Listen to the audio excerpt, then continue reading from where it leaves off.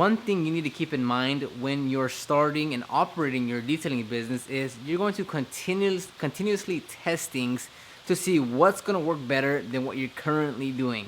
And oftentimes, no matter what situation it is, whether it's for sales, whether it's for actually detailing the car, is sometimes it's going to work out and other times it's not going to work out. So if you've been doing the exact same process and method for the past 6 months, 1 year, 2 years, then you're potentially either still taking a lot longer than what you could be have you been testing different methods, or if you're using the same sales process as you have the past 8 months without testing anything, then you could potentially be losing a lot of money, or at least leaving money on the table because you're not improving any systems. And yes, testing things does come with some risk.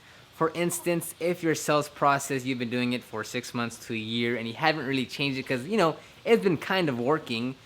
If you changed, your format, how you present, how you talk over the phone, how you demonstrate the service or the product, then you could potentially lose out on sales because you're trying something new. And it's the nature of it is that's going to happen.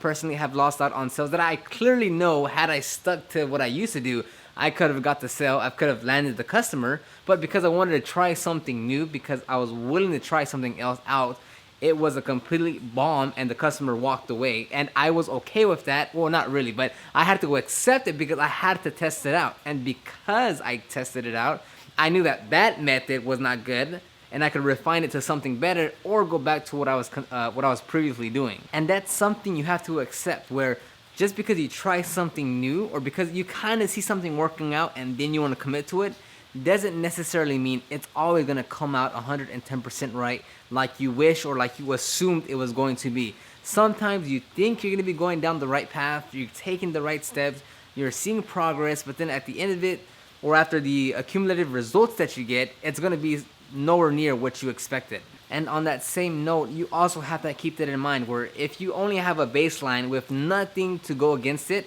if you're doing, method A for 2 years and you've never tested method B or method C, you don't truly know how method A is performing because you have nothing to test it against.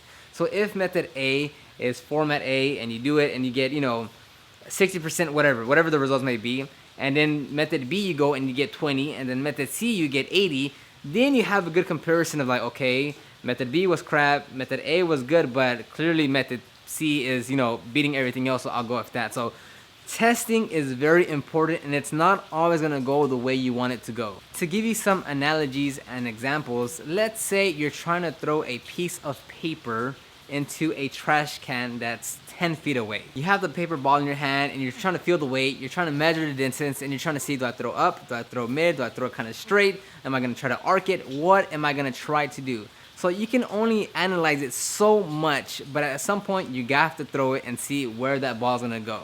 And the chances of you making it into the trash can on the first throw, kind of unlikely. You're gonna have to throw several times to see, okay, I'm throwing it too high, throwing it too low, not enough power, and only after several tries, after several attempts, you'll say, okay, I know that I can't throw it too hard this way, I can't throw it that high, I can't. After so many attempts, then you'll say, okay, now I'm refining my process, and each throw I'm getting it closer and closer, and I'm getting more accurate to the trash can. So in your business, you've got to be willing to try different methods, to test things out, to see if you can get better results, and if not, to refine those to get even better results later down the road. Testing isn't, I'm gonna try one thing out with one customer and leave it at that. That's maybe saying, hey, I'm gonna test this method for the next 10 customers and I'm gonna see how this goes.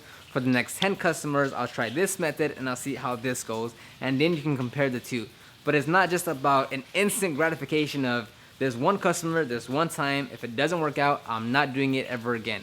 You have to give it some time. You have to give it some type of metric to see what is success and what is not success. To give you a personal example, with this YouTube channel here, I've tested several things like the type of thumbnails, how to write how to create the images, the headlines, the words you use, the type of videos to create, what type of videos get the most views, what type of videos get low views, what videos suck. I have a very strong understanding of what's going to be a good video versus what's going to be a not so good video, because I've been testing so many times and because I have the frequency there since I post one video a day.